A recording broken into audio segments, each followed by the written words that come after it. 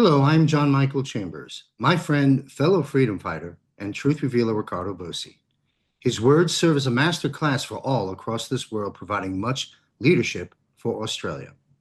JMC Broadcasting is honored to assist in getting his word out to Australia and to the world. Here's retired Lieutenant Colonel Ricardo Bosi, the national leader of Australia One Party. Please do share this episode far and wide. His commentary and analysis is among the best, bar none. His words serve as a masterclass. He deconstructs the deceptions of the PSYOP war.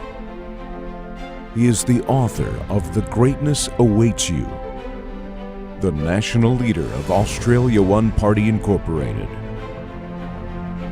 a monthly panel participant in JMC's Global Defense War, in a league of his own, an international treasure, a follower of Jesus Christ. He is Ricardo Bosi. Ricardo Bosi is a published author and speaker, international business consultant, former Australian Army Special Forces Lieutenant Colonel, having served 24 years in the Australian Army, including postings to the Special Air Service Regiment, the 1st Commando Regiment, Headquarters Special Operations, and the U.S. Combined Joint Task Force Headquarters in Kuwait.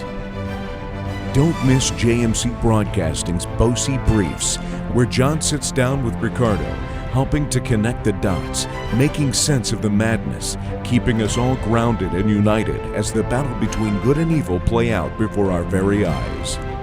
Join John and Ricardo every other Monday at 6 p.m. Eastern Standard Time, right here at jmcbroadcasting.com. Well, good evening, ladies and gentlemen. I am Ricardo Bosi, National Leader of Australia One, and thanks for joining us tonight for another episode of The Rebirth of a Great Nation, the Constitutional Republic of Australia. Now, this series is data heavy. We've got to get into the weeds in order to understand the moving parts of why we are where we are and what we need to do to get out of it. So with that said, let's get to it.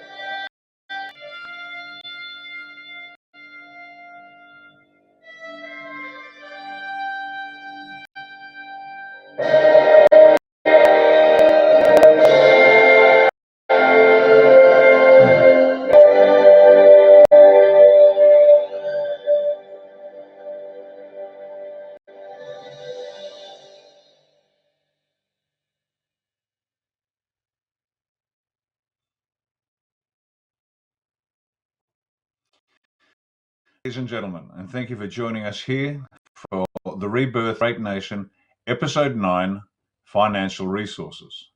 For today, we will, as usual, review our intention for the entire program, review national power definitions, applications, review our methodology, review Episode 8, Infrastructure and Communities.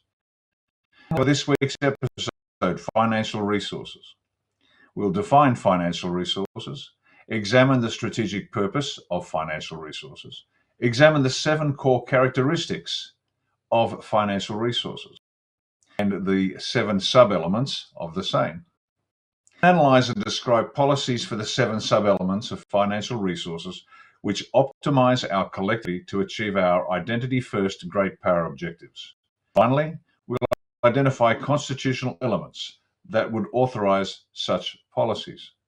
And as usual, we repeat and review and repeat and review, so it becomes second nature for us to examine our world through this prism.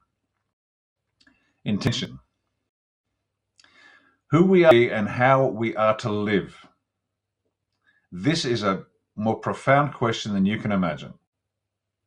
Who we are to be and how we are to live. Now, in order to determine our national destiny, Australia One has chosen to preserve the best of our past while establishing and maintaining control over our future through an first great power strategy.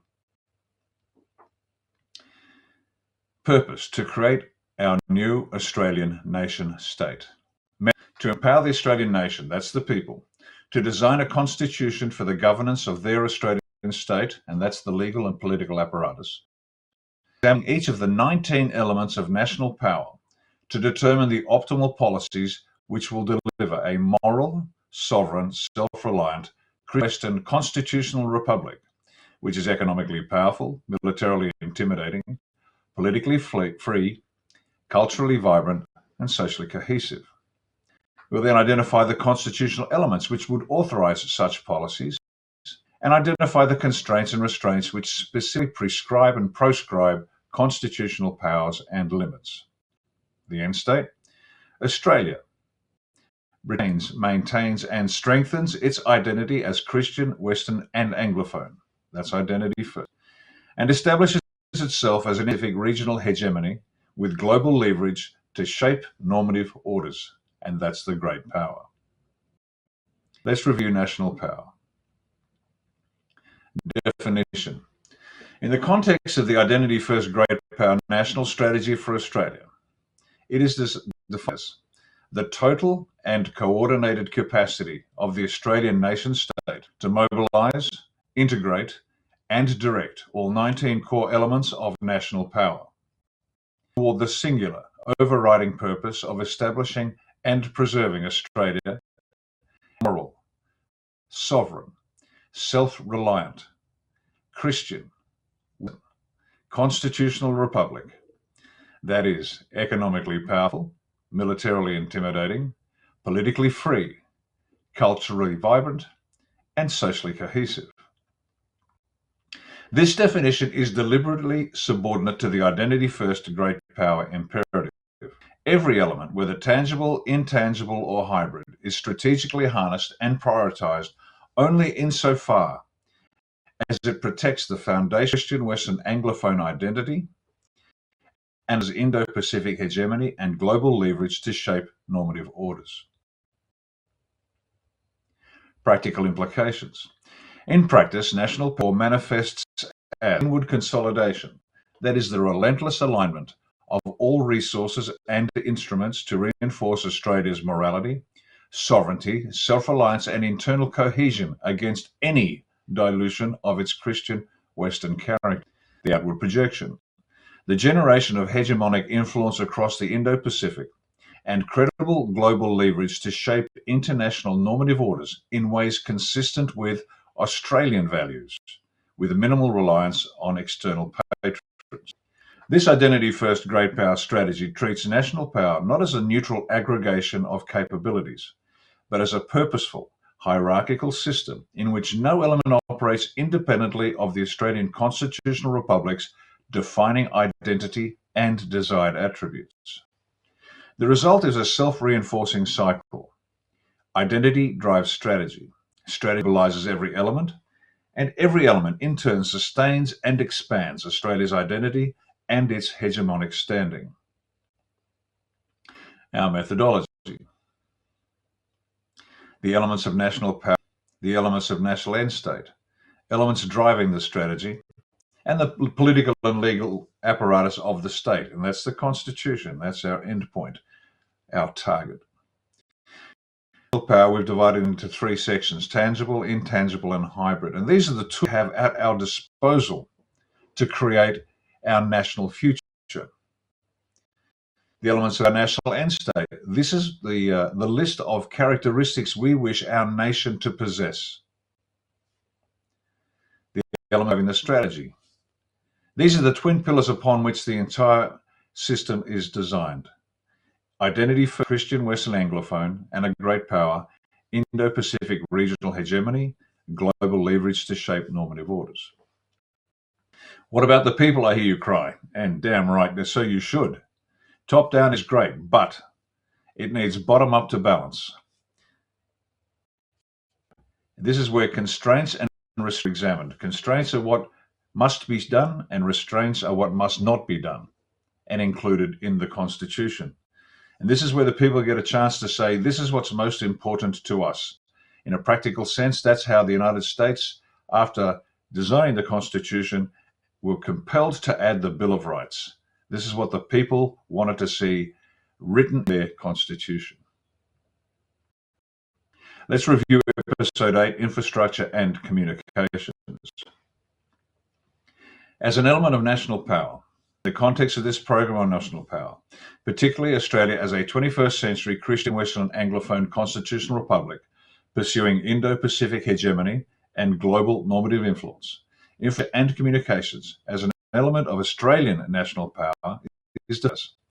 The integrated physical and digital networks, including transport, that's road, rail, ports and airports, energy grids, water systems, telecommunications, broadband internet, data centers, satellites, and command and control systems that enable the movement of people, goods, information, and power across the nation and with the external world. In context, within Australia's Identity First Great Power strategy, this element acts as the connective tissue and force multiplier of national. It is not roads and wires, but the sovereign capacity to design, build, own, operate, secure, and adapt these networks in the service of the nation's. In Australia's context, it must be deliberately decentralized, to coercion, and aligned with the Identity First principles while enabling great power projection. The strategic purpose. Infrastructure and communication serves as the sovereign connective backbone and force multiplier of Australian national power.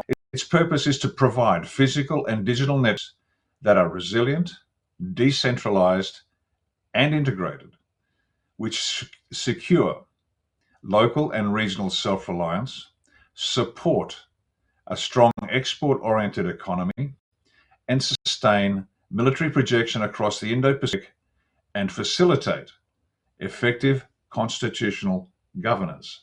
You can now understand why definitions are critical to this process, ladies and gentlemen.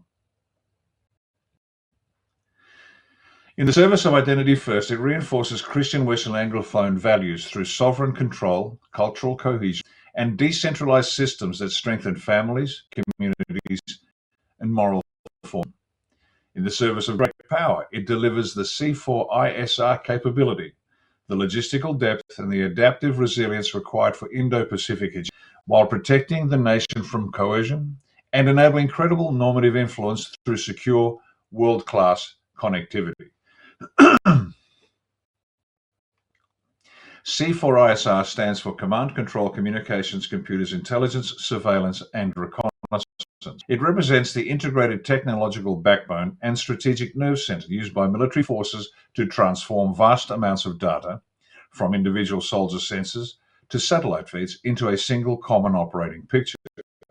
C4ISR enables joint multi-domain operations where land, sea, air, and space forces are digitally linked in order to maximize situational awareness, accelerate decision-making, and synchronize actions designed to defeat adversaries.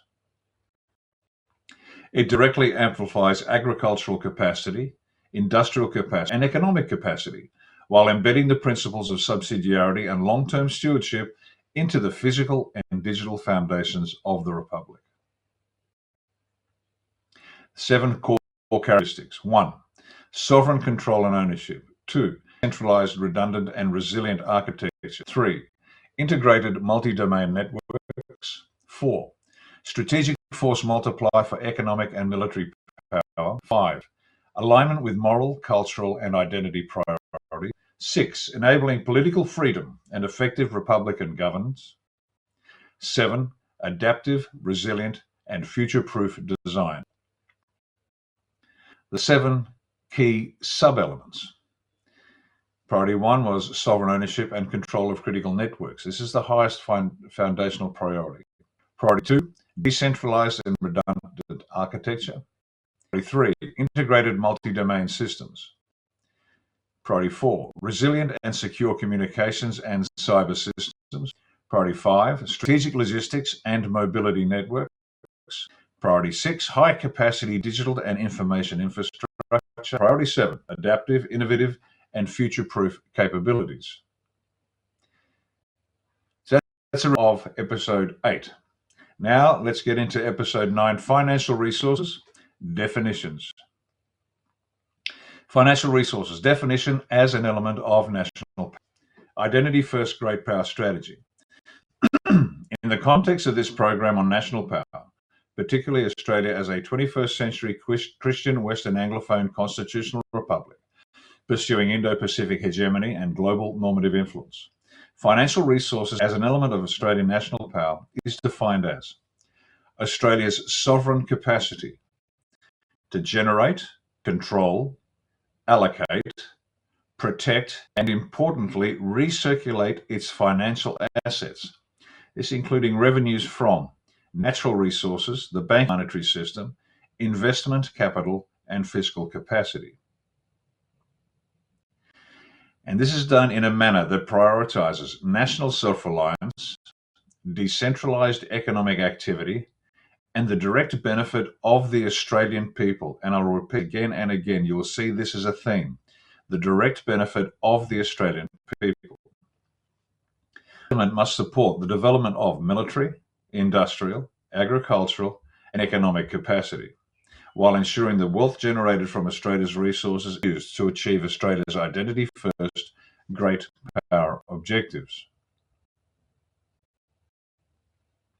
In context, in the broader study of national power, financial resources encompasses a nation's overall economic wherewithal, including domestic product, foreign exchange reserves, access to domestic and international capital markets, the ability to fund government functions and strategic projects, and resilience against economic shocks or deliberate financial attack.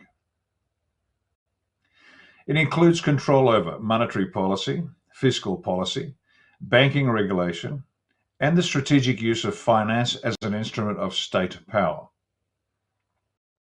Australia's strong control over her financial systems will better sustain long-term military, industrial, agricultural, and economic competitive power internationally. The strategic purpose in the Identity First Great Power Strategy. The strategic purpose of financial resources is to provide the independent financial strength and flexibility required to fund all other elements of national power without creating dangerous external dependencies, to enable sustained investment in Australia's strategic capabilities and build economic resilience that allows the nation to endure and prevail in prolonged strategic competition. It must also ensure that wealth generated from Australia's natural resources is recirculated to the Australian people in support of self-reliance at every level and not captured by foreign interests nor concentrated in unaccountable centres of power. I will repeat that. This is key. It must also ensure that the wealth generated from Australia's natural resources is recirculated to people in support of self-reliance at every level and not captured by foreign interests nor concentrated in unaccountable centres of power. The 7 core characteristics. 1. Sovereign monetary and fiscal autonomy. 2. Decentralized ownership and control of financial assets. 3. Strategic allocation to national priorities. 4. Recirculation of resource wealth to the common good. 5. Resilience to external economic cohesion. 6. Alignment with ethical and identity-based economic activity. 7. Support for multi-level self-reliance. Let's go through each one and examine them in a little more detail. Sovereign monetary and fiscal autonomy. In order to protect national decision-making sovereignty, Australia must retain full and independent control over currency issuance, interest and taxation policy, while remaining free from external veto or undue foreign influence. And this is another theme that you'll see popping up its ugly head throughout this presentation: undue influence.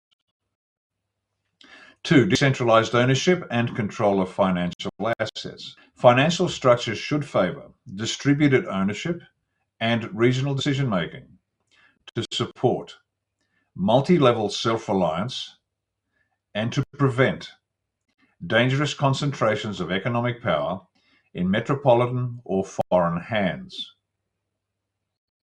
3. Strategic allocation to national priorities.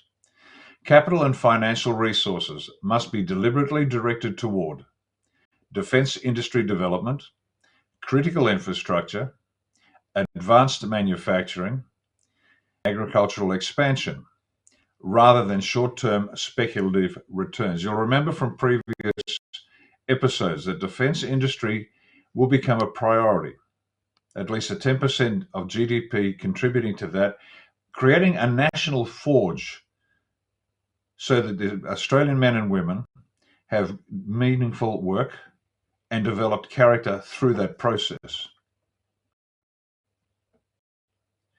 Revenues derived from Australia's natural resources must be returned to the Australian people through structure, regional development, and public services, rather than lost through foreign ownership, excessive financialization, and/or excessive finalization. I'm going to repeat this entire slide, and we must really focus here. Number 4 is the recirculation of resource wealth to the common good. This is our common wealth, no one else's. Revenues derived from Australia's natural resources must be returned to the Australian people through infrastructure, regional development, and public services, rather than lost through foreign ownership, excessive financialization, and/or excessive finalization. Now, let me explain those last two in a little bit more detail. Excessive finalization. In the context of revenues derived from natural resources, excessive finalization refers to the process by which the final net amount available for public capture, that is, the revenues that belong to us and we get back, substantially reduced. That's what excessive finalization is. It is substantially reduced. It describes the cumulative effect of accounting rules, tax treatments, and deduction mechanisms, such as uplifted or compounded carry forward of exploration, development, and capital expenditures, accelerated depreciation or immediate write-offs, generous project level or cross-project offsets and loss transfers, transfer pricing or valuations that lower the assessable revenue. This is the key point. It allows assessable or royalty liable base to be minimized or deferred, often for many years. If you're wondering where our money goes, it's the clever accounting tricks that almost minimize it to nothing. The result is that a large portion of the economic value generated from the resource is finalized in favor of the extractor rather than resource rent to the nation state, that is our common wealth. Excessive financialization. Excessive financialization is a macroeconomic concept as opposed to the narrow excessive finalization. This is now a macroeconomic concept, describing the growing dominance of financial motives, financial markets, financial institutions, and financial elites over the real productive economy.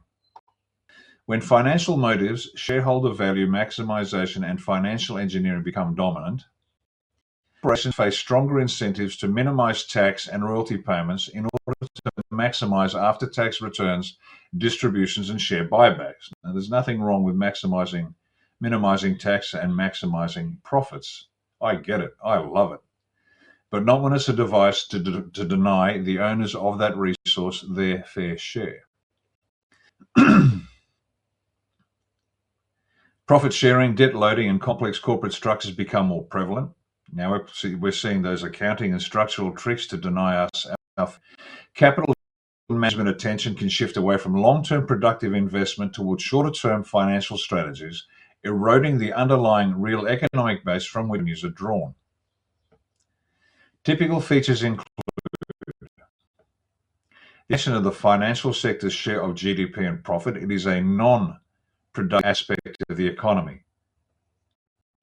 Corporate prioritization of shareholder value strategies, share buyback, dividends, financial engineering over long-term productive investment. Rising levels of debt and speculative activity. Shift in economic power from industrial productive capital toward financial capital.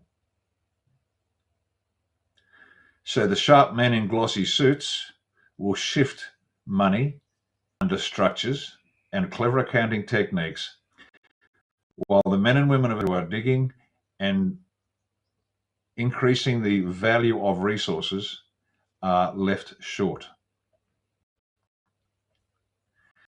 5. Resilience to external economic coercion.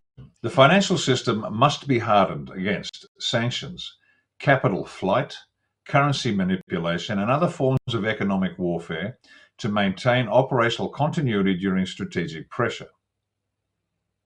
If you've watched our relationship with China, India, and other countries, you'll know exactly what is going on here. 6. Alignment with ethical and identity-based economic activity. Policy should support productive, morally grounded enterprise consistent with Christian Western values and national character, rather than extractive or culturally corrosive models. Now, what does that mean? Well, importing goods and services from slave economies like China, like India, where souls might be digging up the cobalt in Africa to put into your Chinese-built Tesla vehicles, that is not consistent with Christian Western values. Support for multi-level self-reliance. Financial tools and institutions should strengthen economic independence at the individual, family, community, regional, and national levels. Listen again, financial tools and institutions should strengthen the economic independence, not create dependence, but independence at the individual, family, regional, and national levels, in line with the subsidiarity principle of the Republic. Let me now just dive deep into a hole. Are there remedies against this excessive financialization and finalization? Yes, there are. There are remedies. And there's nothing more irritating to me than a problem that people won't look for a solution.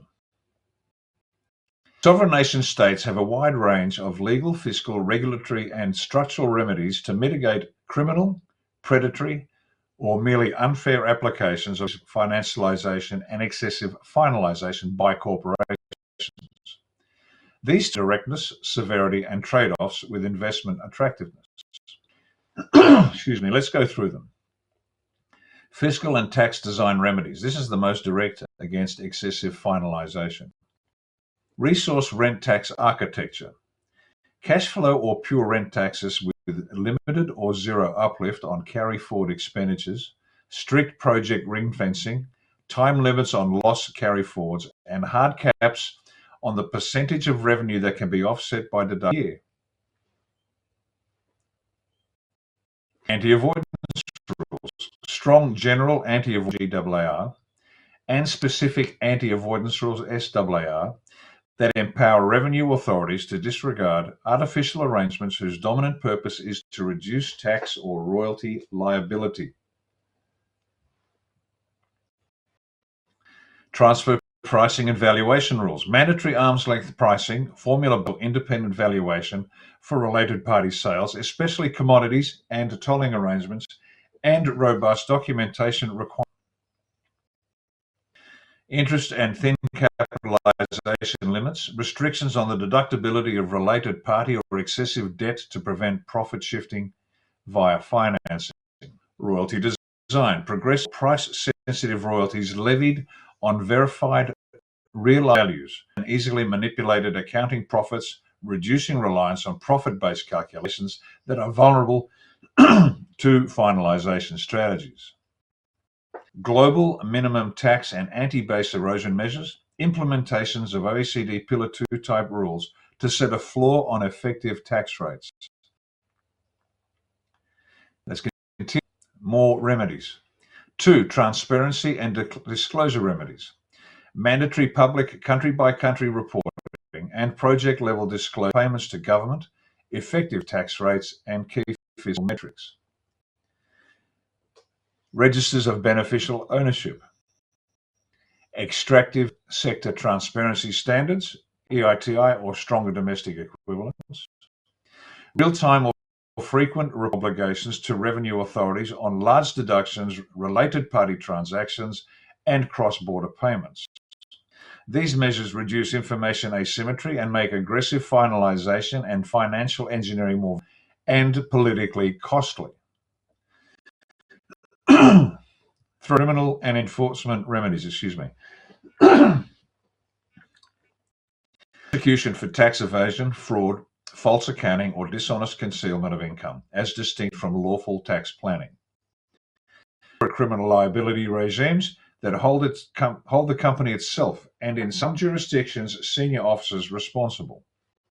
Proceeds of crime and unexplained wealth powers to recover benefits derived from criminal or predatory conduct. Enhanced audit investigation and information gathering powers for tax and financial regulators, including the ability to compel documents and testimony. Director disqualification and personal liability for serious breaches. You can see where we're going with this. Let's continue. Corporate governance and financial regulation remedies. Now, this is against excessive financialization. Rules that condition share buybacks, special dividends, or other extractions that prioritize short-term financial returns over the productive investment or tax contribution. Corporate governance codes or legislation that require consideration of long-term value, stakeholders, or national economic interest alongside shareholder returns. Prudential and structural regulation of the financial sector to limit excessive growth of purely financial activity relative to the real economy. Restrictions on certain complex financial instruments or speculative practices where they amplify systemic risk or facilitate profit action from the real economy. 5. Structural and ownership remedies. Mandatory or optional state equity participation, carried interest in major resource projects, giving the nation a direct share of production and profits that is harder to erode through accounting. That's what Donald J. Trump is doing in the US. Sovereign wealth funds that receive and invest a defined share of resource locking value into long-term public ownership. Local processing, local content, or domestic value addition requirements that keep more economic activity and taxable presence onshore. Strategic foreign investment screening that can condition or block acquisitions likely to intensify extractive financialization of critical resources. And finally, 6 in the list of remedies, international and cooperative remedies. Tax information exchange agreements that automatic exchange of financial account information, collateral instruments to prevent treaty abuse and base erosion, and coordinated application of global minimum tax rules and profit shifting standards. Diplomatic and trade measures where predatory practices are linked to foreign state-backed or strategically motivated actors. Now, the mining industry is looking at this and they're doing one of two things. One, they are guffawing, they are laughing. They have seen this before. They know that they are more powerful because their corrupted buckets of gold have bought and paid for politicians, which has bought and paid for laws that advantage them. What the corporations of the planet are about to discover is that no corporation ever again will be in a position to dominate a sovereign nation state. The tables have turned and they will come to us cap in hand, begging politely for access to our common wealth, our national resource. The ones that know what is coming are terrified. Now let's look at the remedies that we've just gone through, look at their appropriateness, the current effectiveness against excessive financialization, and any notes. Fiscal and tax design, it's highly appropriate in the Australian context. Its current effectiveness is moderate, improving for the PART and weaker for mining. It's the strongest available lever given the current laws. Transparency and disclosure is highly appropriate in Australia. It's moderately effective. It's supportive but not decisive. Criminal and enforcement, highly appropriate. It's high in criminal cases but low in aggressive planning. And that's the structures and the accounting tricks that are played. It's a correct tool for illegality but limited to criminality. Governance and financial regulation, it's moderately appropriate with a low to moderate effectiveness, limited impact on resource rents. Structural and ownership, selective in the Australian context. It's low and underutilised. It's got high potential if expanded. And finally, international cooperation, highly appropriate, moderate to high, cross-border if applied correctly, and complements domestic rules. Now, as you know, I've said this many, many times, never fight on ground of the enemy's choosing. So the corrupted, absolutely corrupted corporations of the planet who buy laws, then compel us to fight according to their rules on the ground of their choosing. Well, that's not going to happen. We are going to introduce a complete rewrite of mining law from top to bottom. We refuse to accept their view of the world and how this war should be fought. When we rewrite the mining law, that which is ours will be ours. That which is theirs will be theirs. And the inordinate and illegal and unconstitutional power being impacting on and its people by the sheer wealth and power of the corporations will end. So now moving back on. Sub-element analysis and policies. The 7 key sub-elements. 1, sovereign currency and monetary control. 2, banking system sovereignty and regulation. 3, natural resource revenue management and wealth circulation. 4, strategic and capital allocation.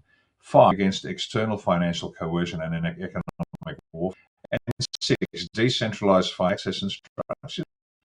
Integration with defence, industrial and agricultural funding. Now let's go through a little more detail. The description. Full Australian authority over the issuance, management and stability of the national currency and interest rate settings, free from external pressure or supranational constraints. Policies required. Legislate full Australia control over currency issuance and interest rate policy, including the ability to pursue monetary settings that prioritise national self-reliance over global financial orthodoxy. Establish legal protections against external pressure on the Reserve Bank of Australia, ensuring monetary policy decisions serve Australian sovereignty and economic resilience rather than international financial institutions. Develop alternative payment and settlement systems that reduce dependence on foreign-controlled clearing mechanisms while maintaining the privileged economic relationship with the United States. Priority 2, description. Domestic ownership and strict regulatory oversight of the banking sector to prevent foreign capture, systemic risk of finance as a vector for external influence. Policies. Re-establish, and this is going to make some people very happy, for those who know the history of the original Commonwealth Bank and its popularity with the people and its effectiveness as a tool for government. We will re-establish a 100% government-owned Bank of the Commonwealth to the sole federally guaranteed national bank, the sole federally guaranteed national bank, offer safe savings and general banking services to the public and the government national finances. Introduce legislation requiring 10% Australian government ownership of major banks and financial institutions with a national security test for any foreign investment above defined thresholds. Strengthening banking regulations to mitigate against excessive finalisation to ensure revenue captured by the Commonwealth. Limit excessive financialisations and direct credit towards productive sectors such as defence, industry, manufacturing and regional agriculture. to this one. Remove the too big to fail protection for the systemically important financial institutions, that is the big four banks. The only guaranteed bank is the new 100% government-owned Bank of the Commonwealth. The big four and other banks must now behave as good corporate citizens, and if they mess up, they will pay. Finally, create a regulatory framework for community and regional banks to improve access to finance in garden towns and decentralized areas.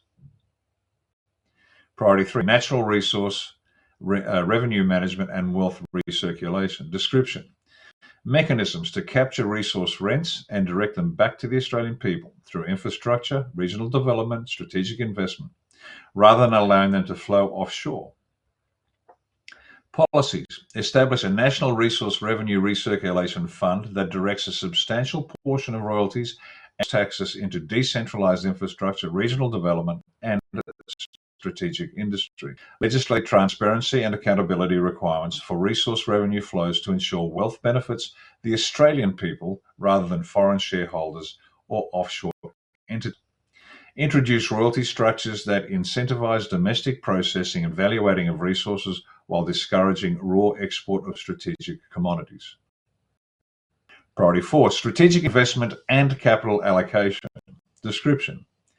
Directed investment of public and private capital into defense industry, critical minerals processing, advanced manufacturing, and agricultural value adding to build long-term national power. Policies required. Create target investment vehicles and incentives to direct domestic capital into defense industry, critical minerals processing, advanced manufacturing, and agricultural value adding. Establish a strategic investment fund that prioritizes projects supporting self-reliance, decentralization, and long-term military and economic capability. Develop public-private partnership models that ensure Australian ownership and control while attracting necessary for priority national projects. Priority 5, protection against external financial coercion and economic warfare. Description. Policies and structures designed to defend the financial system against sanctions, debt traps, currency attacks, and other forms of economic aggression. Policies. Build diversified foreign reserve holdings and ornament systems to reduce vulnerability to sanctions or financial exclusion by hostile power. Legislate enhanced foreign investment screening and capital flow monitoring, specifically targeting adversarial state influence in the Australian financial system. Develop contingency plans and legal authorities to maintain financial system functionality during periods of external economic coercion or sanctions. Priority 6, decentralized financial access and structures. Descriptions. Regional and community level access to banking, credit, and investment capital support economic activity in garden towns and rural areas, rather than concentrating power in major cities. Policies. Provide regulatory support and funding for regional development banks and cooperative financial institutions to improve capital access in regional Australia and gardens. Introduce incentives for financial institutions that maintain strong regional lending and service presence rather than concentrating operations in capital cities. Support the development of community-based and cooperative financial models that align with subsidiarity and multi-level self-reliance. Priority 7, integration with defense, industrial, and agricultural funding. Description. Direct linkage of financial policy and capital allocation to the funding requirements of military capability, industrial capability, and expanded agriculture. Policies. Create dedicated funding streams and financing mechanisms that directly link financial policy to the expansion of defense industry, advanced manufacturing, and agricultural processing capacity. Establish coordinated investment programs between financial policy and major national projects such as the Bradfield Scheme and new irrigation infrastructure. develop financing models that support domestic self-reliance objectives and the scale required for strategic export competitiveness. Now, what constitutional authority would be required for this? The overarching constitutional framework amendments. A new dedicated power should be inserted, granting the Commonwealth explicit authority over the ownership, control, regulation, and strategic direction of financial and monetary systems as matters of national sovereignty and self-reliance. It just makes sense. This power should be framed to support centralized economic activity, protect resource wealth for the Australian people, and enable long-term investment in strategic national capabilities, while preserving the constitutional of the Republic.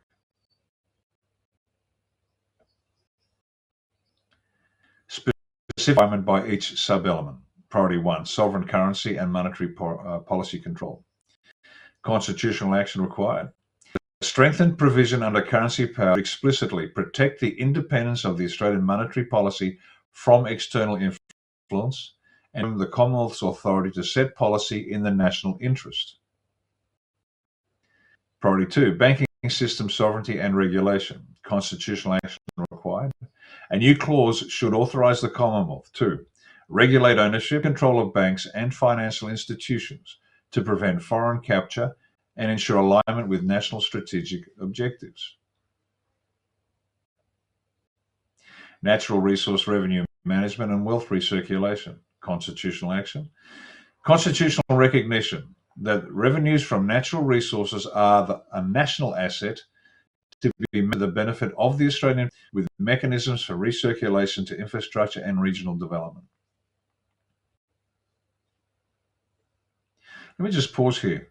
And again, I'm focusing on natural resource revenue. The East Timor War, allegedly for the independence of East Timor, was nothing but a corporate grab for gas and oil concern at Timor Sea. That's all it was. This is where corporations hitherto have been more powerful than nation states, sovereign nation states. This must end. That was not a war for the liberation of these Timorese. That was a war for resource access. I need to understand now why it is critical that the Australian government be authorised to shape and design the manner in which our resources are extracted, processed, export, and derived revenue therefrom. We've been lied to in the worst possible way. We need to authorise the government to step up on enough and ensure that our common wealth is returned to the common people. Priority 4, strategic investment and capital allocation. Constitutional action required. Explicit power for the Commonwealth to direct or incentivise investment toward defence, industrial and agricultural priorities, deemed essential to the national power and self-reliance. Priority 5, protection against external financial coercion and economic war. Constitutional action required. Authority for the Commonwealth to implement measures protecting the financial system from foreign coercion, sanctions, and economic warfare, including contingency powers during national emergencies. Priority 6, decentralized financial access and touches. Constitutional action required. A subsidiarity principle requiring that full policy and infrastructure support economic activity and decision-making at regional and community levels, whenever practicable. Priority 7, integration with defence, industrial and agricultural funding. Constitutional action, a coordinating provision requiring financial policy to support and integrate with the funding needs of military capability, industrial capacity, expanded agricultural production as a strategic national priorities. Implementation notes, strategic alignment. These constitutional elements would provide the legal foundation necessary to implement the recommended policies, while embedding the principles of sovereignty, self-reliance, decentralization, and strategic ownership into Australia's constitutional framework. They directly support the policy recommendations of all 7 sub-elements while advancing both identity first and great power objectives. And those of you who have been watching this from the start, and if you haven't, I recommend you do, you'll see these golden threads throughout this entire tapestry that we are creating. Each element of national power we examine works in concert with the others, creating exactly what this nation needs to pursue an identity first and great power strategy, to maintain who we are and then become a serious player on the global scene, rather than just being another slave state to someone else. So now let's review what we have done. We reviewed our intention for the entire program. We reviewed national power definitions and implications. We reviewed our methodology. We reviewed infrastructure and communications. And then we had a look at episode 9, this week's episode, financial resources. We defined financial resources. We examined their strategic purpose. We examined 7 core characteristics, examined the 7 sub-elements. We analysed and described policy and sub-elements of financial resources which optimise our collective ability to achieve our identity-first great power objectives. Our constitutional elements that authorise such policies. Before we finish, let me just one comment on our concept of a new 100% federally owned Bank of the Commonwealth. If you research the original Commonwealth Bank, it was an extraordinary institution which assisted Australia grow dramatically and honourably in the early parts of the 20th century. So much so that the commercial banks ensured through corrupt politicians and corrupt laws that it was shut down and neutered. So effective was the Commonwealth Bank in its initial iteration, not as its current Big Four institution. So successful was it that through normal banking practices at better than competitive rates with the commercial banks, it paid for the entire First World War, built railways, and never had to borrow money. The governor of the bank was so well loved. Now get this, how the world has changed. This bank governor was so well loved that when he passed, there was a state funeral and the streets of Sydney were blocked with supporters. That's what a good bank can do. We are bringing that back. Thank you for joining us this week, and we'll see you next week for the Rebirth of a Great Nation, episode 10, Political Organisation and the Quality of Government. You're gonna want to see that one. And once again, Australia's favourite tune, Waltzing Matilda. We'll see you next week.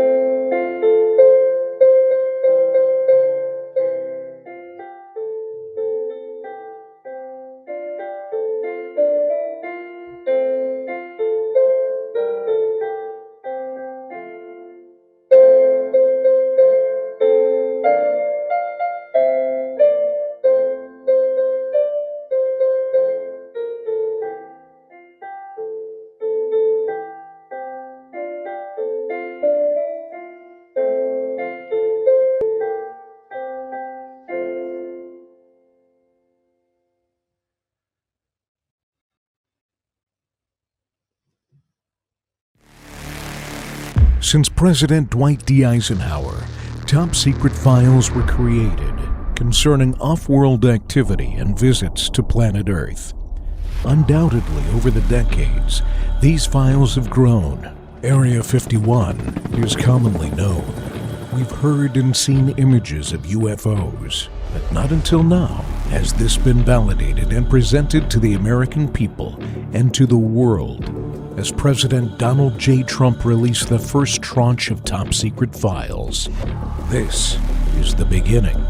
There's much more to come. Join John Michael Chambers and guests on a new monthly panel, JMC Broadcast, Off-World with JMC. Premiere episode launches Thursday, June 18th at 8 p.m. Eastern Standard Time. Subscribe for free by visiting jmcbroadcasting.com and join us on this intriguing and challenging journey together, taking the Great Awakening to new and higher heights. Come travel through the portal with us. Where we go one, we go all. Join JMC Broadcasting's monthly Global Defense War Military Panel. JMC hosts an esteemed panel of military experts, including Ricardo Bosi, Tom Lennox, Chuck Sellers, Michael Jaco, Derek Johnson, Brad Wozni, and other military guests. Join us each month, where this panel of esteemed guests analyze the current events across a broad spectrum of topics, addressing the questions and concerns that you have. Subscribe for free by visiting jmcbroadcasting.com. John looks forward to seeing you at the next episode of the Global Defense War Military Panel broadcast, right here on jmcbroadcasting.com.